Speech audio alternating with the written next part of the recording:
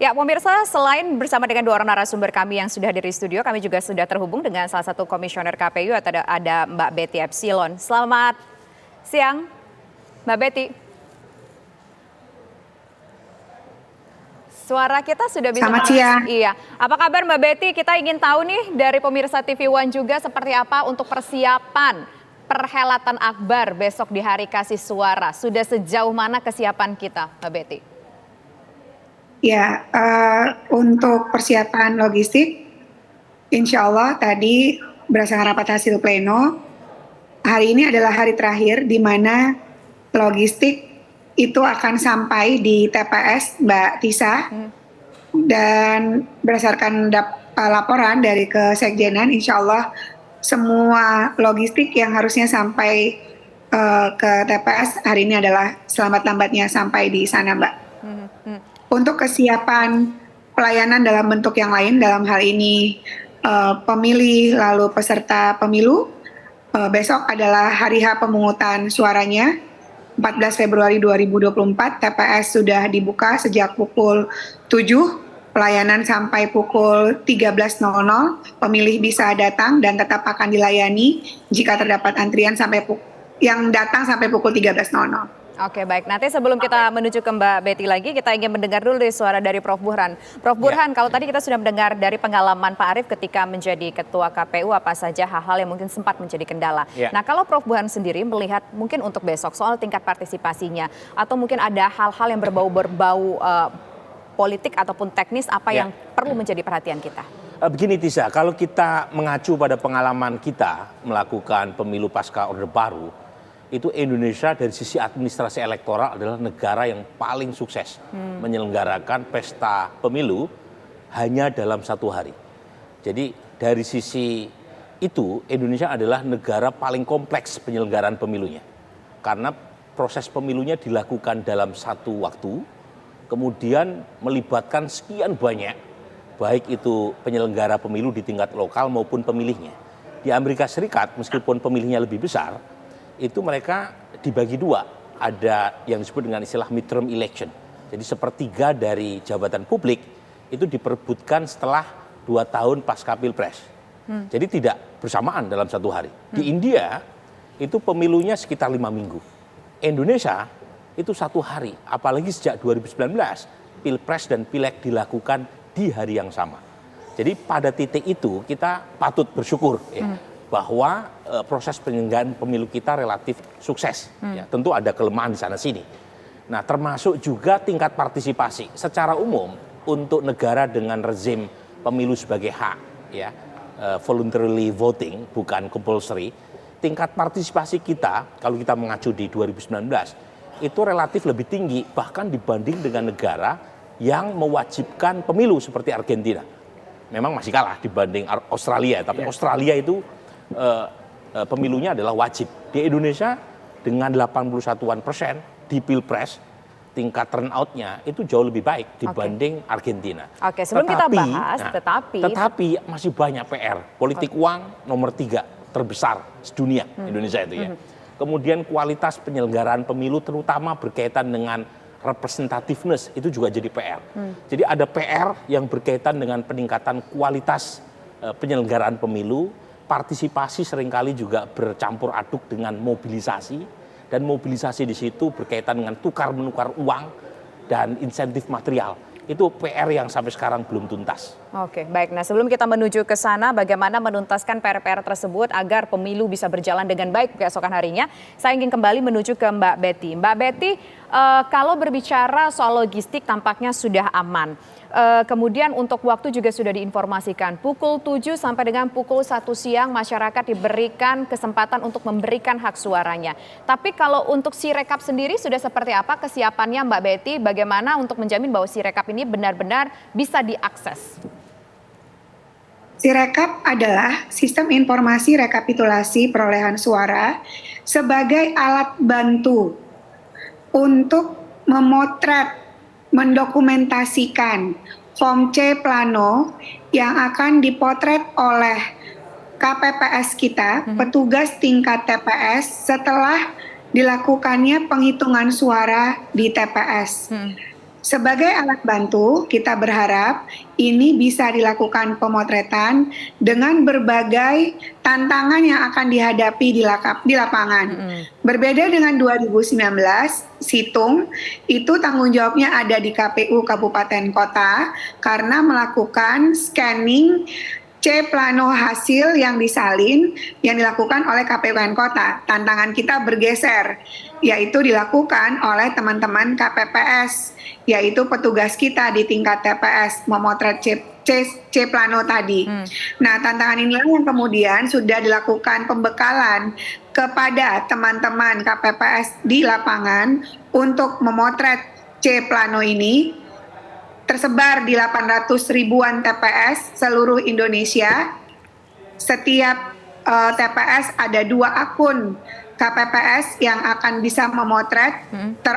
Otentifikasinya, nomornya juga sudah kita ketahui.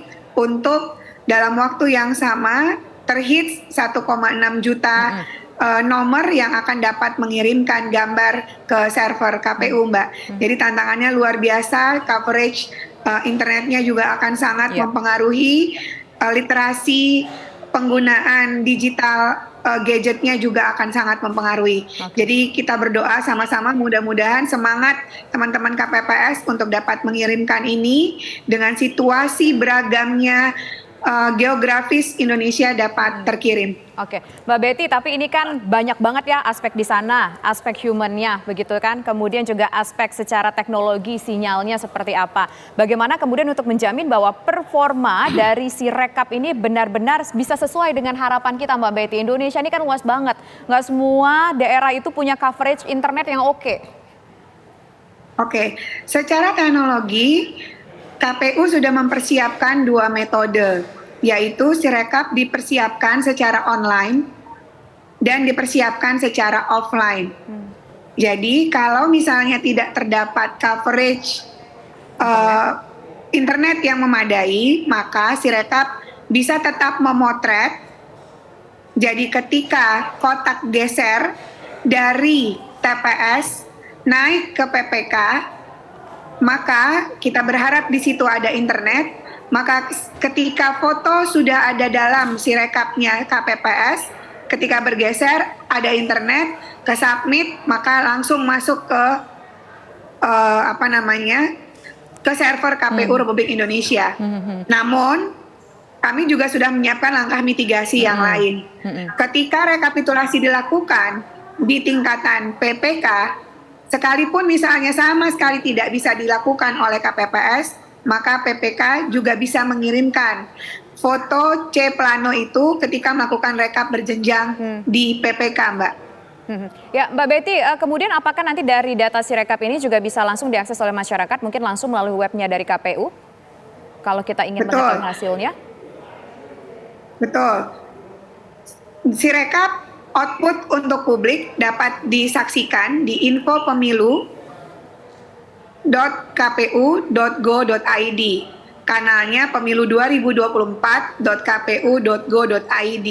Jadi untuk kanal publik itu bisa dilihat di sana berupa image, gambar C plano, dan kemudian nanti berbentuk diagram untuk hasil perolehan suaranya, Mbak. Ya. Nah, kalau Sirekap ini sendiri sudah dilakukan uji coba sistemnya belum, Mbak Betty? Karena kita takutnya tadi kan memang ada sudah mitigasinya. Kalau seandainya sinyalnya nggak oke, terjadi kendala sinyal, maka bisa dilakukan secara offline. Tapi takutnya justru di sana terjadi misalkan kayak bottleneck begitu, Mbak Betty. Nah, sistemnya ini sendiri udah pernah dilakukan uji coba, seperti apa hasilnya, Mbak Betty? Sampai sejauh ini kami sudah melakukan uji coba berkali-kali untuk Sirekap. Uji hitsnya tentu untuk seluruh coverage 1,6 juta dalam satu waktu belum ya, Mbak. Karena ini kan 1,6 juta orang, 2 akun, kan waktu kita berbeda-beda ya, Mbak, antara Indonesia bagian timur, Indonesia bagian tengah, Indonesia bagian barat. Tapi kami sudah uji beban istilahnya, Mbak. Uji beban sudah kami coba. Kira-kira berapa ratus ribu gambar per menit yang bisa diterima oleh server KPU sudah kami lakukan. Nah, itu berapa ribu gambar yang dalam per menit bisa diterima, itu kira-kira berapa, Mbak Betty, hitungannya untuk kecepatannya sendiri, Mbak Betty, untuk akurasinya? Per detik sudah ada, sudah kami sudah kami lakukan evaluasi sampai setiap malam kami juga sudah punya laporannya. Nanti kita lihat di hari pemungutan suara. Baik. Nah, saya juga mengajak Prof. Burhan dan juga Pak Ilham untuk berdiskusi bersama dengan Mbak Betty. Kira-kira mungkin ada hal yang perlu kita diskusikan nggak? Mungkin kita bicara soal kesiapan untuk logistik tadi sudah disampaikan. Dipastikan ketika besok pemilu semua daerah di Indonesia sudah tiba logistik pemilunya. Kemudian juga soal Sirekap memang sudah dilakukan uji coba, walaupun tadi kita belum tahu seperti apa uji cobanya, tapi kayaknya harapannya ini bisa berjalan dengan baik untuk besok hari gitu. Mungkin ada hal yang ingin didiskusikan, silakan Prof. Burhan kepada Mbak Betty. Saya mungkin tidak masuk ke persoalan yang teknis ya, tetapi ada banyak laporan terkait dengan wilayah yang menghadapi bencana alam, misalnya banjir, karena proses penyelenggaraan pemilu kali ini kan di saat kita sedang menghadapi musim hujan. Misalnya di Demak itu ada ratusan TPS tuh yang terancam tidak bisa menyelenggarakan pemilu di hari tanggal 14. Nah, pertanyaannya bagaimana mekanisme pemilu susulannya. Dan apakah misalnya aturan yang terkait bahwa pemilu susulan itu maksimal 10 hari setelah hari H, kalau misalnya masih banjir bagaimana problem penyelesaiannya? Kan kita tidak bisa menebak ya, banjirnya itu apakah selesai dalam 10 hari setelah tanggal 14 ataukah seperti apa? Nah, itu yang saya kira perlu dijelaskan oleh KPU. Silakan Mbak Betty. Ya, pada pasal 431 sampai dengan 433 Undang-Undang 7 tahun 2017 disebutkan, Bang Burhan. Jadi pada kondisi bencana alam atau keadaan memaksa, itu dimungkinkan untuk dilakukan pemilu susulan atau pemilu lanjutan. Mekanismenya adalah ketika terjadi keadaan memaksa seperti bencana alam, banjir, atau mungkin gangguan lainnya, maka atas usulan, misalnya ranahnya secara geografis adalah terkena di beberapa kelurahan atau di beberapa kecamatan, atas usulan PPK kepada KPU Kota, itu bisa disampaikan sehingga nanti KPU Kota menyampaikan ketetapan atas terjadinya pemilu susulan sebagaimana dimaksud atau pemilu lanjutan sebagaimana dimaksud. Jadi yang menetapkan adalah KPU tingkat lokal. Tapi kalau kemudian mengenai beberapa KPU Kota, ruang lingkup kabupaten kota, maka yang menetapkan adalah KPU provinsi. Sampai sejauh ini, sampai kemarin ini nanti jam 2 kami akan dapat pleno lagi terkait dengan kondisi di Demak, Bang Burhan. Kami akan menyampaikan kepada publik kondisi Demak bahwa kemungkinan memang akan terjadi pemilu susulan. Jadwalnya belum tahu kapan Mbak Betty? Ya, kita melihat Mbak, karena per siang ini jam 2 kami akan rapat pleno. Apakah pada posisi hari ini sudah surut? Memungkinkankah berapa hari? Kami akan menunggu detail laporan dari teman-teman Demak.